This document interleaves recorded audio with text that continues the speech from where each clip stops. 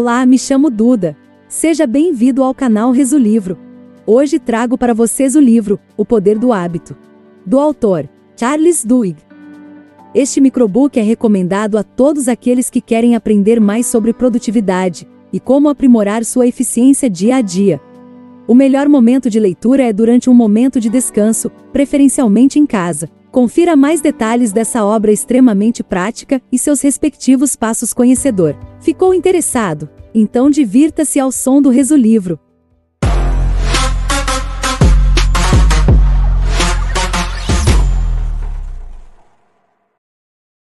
O Poder do Hábito, de Charles Duhigg. Como os hábitos funcionam. Eugene Pauli era um paciente idoso que teve problemas cerebrais causados por uma cefalite viral. Por esse motivo, perdeu a capacidade de usar uma parte do seu cérebro, o lobo temporal medial. As outras partes continuaram funcionando normalmente, mas sua memória ficou prejudicada. Ele se tornou incapaz de lembrar qualquer coisa que tivesse ocorrido após 1960. No entanto, se lembrava de tudo o que aconteceu antes disso. Com efeito, se transformou em um homem incapaz de aprender coisas novas e, em segundos, esquecia o que havia ocorrido no momento anterior. Sua perda de memória poderia fazer com que ele se perdesse e nunca mais voltasse para casa. Por incrível que pareça, em apenas 15 minutos, seguindo sua rota diária, ele conseguiu retornar para casa. Alguns dias depois, Eugene já era capaz de fazer o percurso sozinho. Isso fez com que os cientistas o estudassem e descobrissem que os hábitos são armazenados em uma área do cérebro totalmente diferente do lobo temporal, responsável pela memória. Isso provou que nós aprendemos e tomamos decisões inconscientes, sem a necessidade de nos lembrarmos sobre os fatos que levaram àquela decisão ou aprendizado. Esse é o poder do hábito. Acionando hábitos. Nosso cérebro é uma máquina poderosa. Ele está constantemente encontrando maneiras para se esforçar menos e automatizar rotinas, apenas para economizar energia. Um hábito funciona em um fluxo de 3 etapas. 1. Gatilho. Algo acontece e seu cérebro entende este gatilho como um chamado para entrar no modo automático e escolher qual rotina usar. 2. Rotina. É uma ação física, emocional ou mental que é automaticamente acionada pelo gatilho.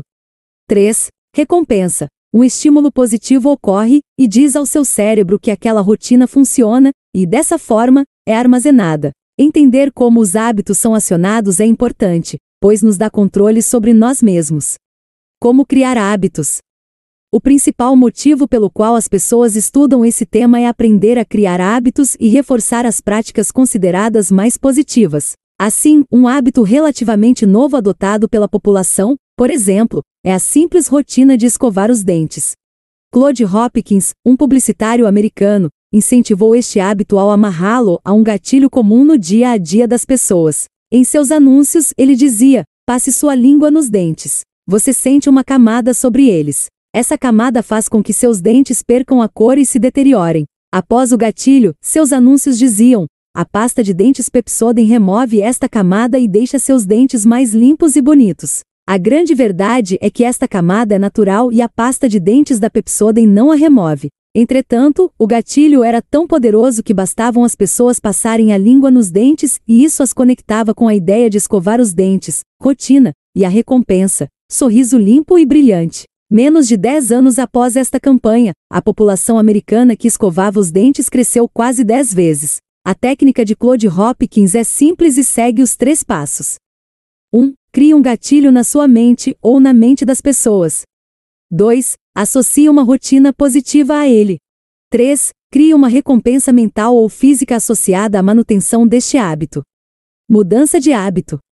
O treinador americano Tony Dungy tinha um método não convencional e extremamente bem-sucedido para garantir que seus atletas tivessem bons resultados. Ele levava seus jogadores a responderem automaticamente às jogadas de seus oponentes. Ele não queria que a sua equipe pensasse antes de agir. Tony recorria à formação de hábitos que respondiam imediatamente, e não a escolhas racionais em cada jogada. O treinador sabia que hábitos não são facilmente removidos, eles precisam ser transformados.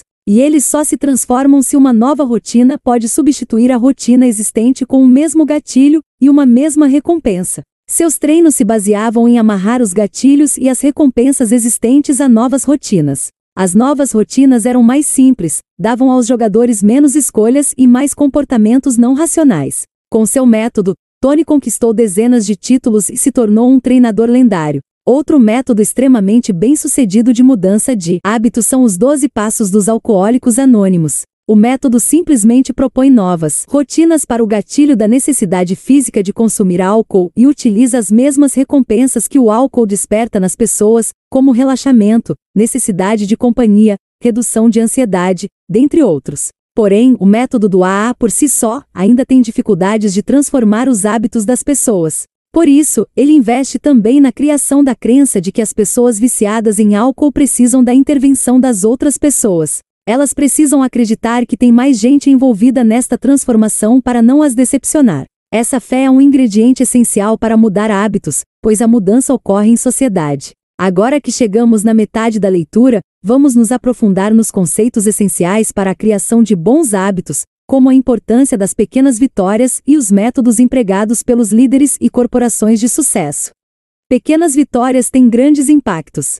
Existem muitos hábitos em nossas vidas que influenciam dramaticamente a maneira como vivemos e como as empresas funcionam. Um hábito positivo leva a outro e isso cria uma cadeia de hábitos positivos que funcionam bem em conjunto. Pessoas que começam a exercitar-se, por exemplo, naturalmente começam a se alimentar melhor, tornarem-se mais produtivas no trabalho e, consequentemente, o estresse é reduzido. Na sua vida ou na sua empresa, é essencial identificar um hábito fundamental que precisa ser mudado e que trará melhorias diversas em vários outros hábitos que impactam seu dia a dia. Encontrar o hábito fundamental é difícil e requer uma abordagem de tentativa e erro. O importante é identificar algo que é pequeno o suficiente para ser mudado e tem impactos positivos no todo. Em 2009, por exemplo, um estudo provou que o simples hábito de anotar os alimentos consumidos durante o dia era capaz de ajudar as pessoas a identificar padrões de alimentação, o que fazia com que elas planejassem melhor sua alimentação,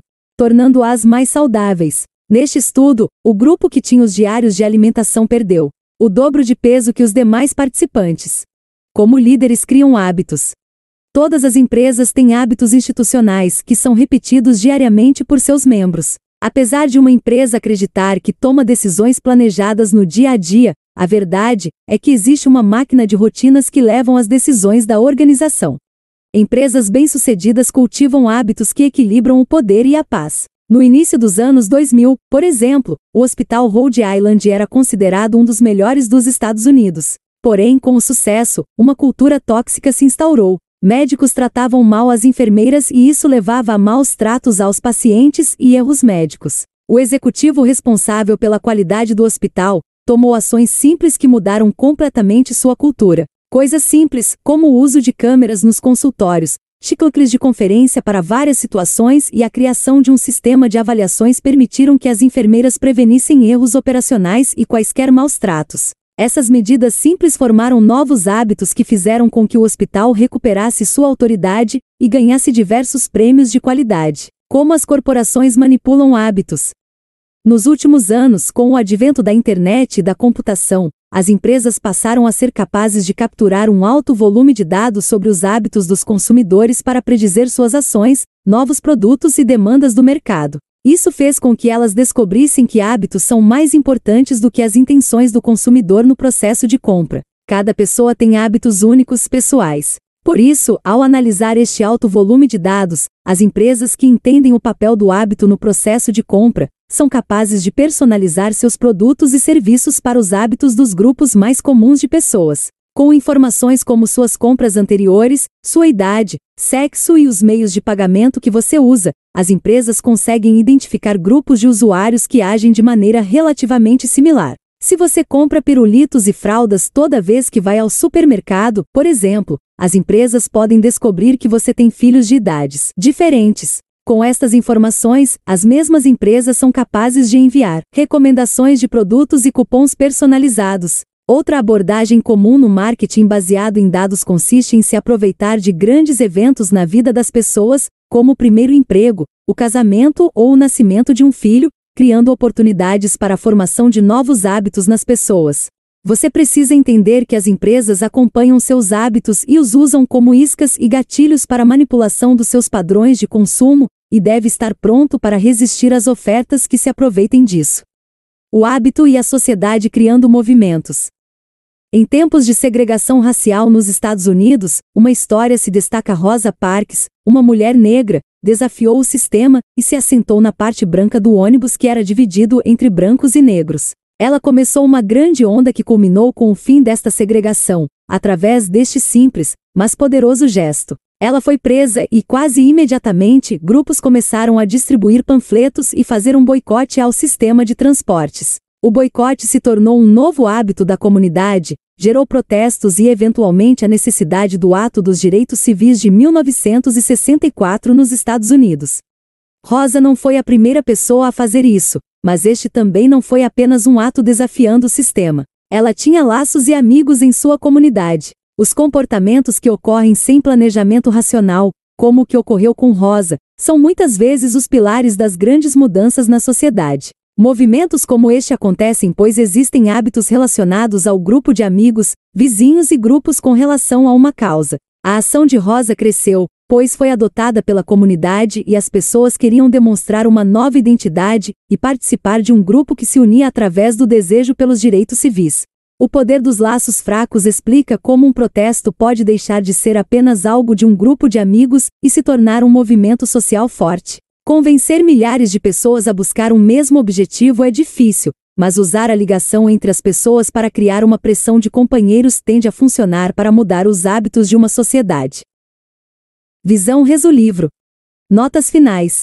Hábitos ditam muito das suas atividades e dizem muito sobre quem você é. Entendê-los é o primeiro passo para ser capaz de transformar sua vida, sua produtividade e seus resultados nos negócios. Você se torna melhor naquilo que você repete constantemente e isso são seus hábitos. Trabalhe para conhecer a si mesmo, transforme-se e exercite a sua força de vontade para se tornar uma pessoa com um grande autocontrole.